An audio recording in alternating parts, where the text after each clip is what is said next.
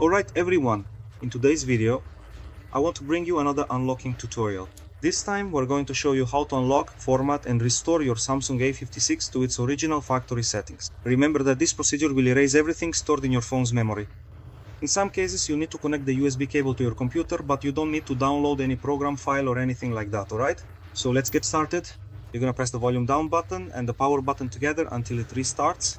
When it restarts, release the volume down and press the volume up. When the Samsung logo appears on the screen, release the power button and keep holding the volume up button until it enters recovery mode. So I'll show you here to make it easier, right? Let's go then. Volume down and power, hold them until the device restarts like we said. When it restarts, release the volume down and press the volume up. Let's wait. Release the volume down now, press the volume up. When the Samsung logo appears on the screen, release the power button and keep holding the volume up button at the top until it enters recovery mode.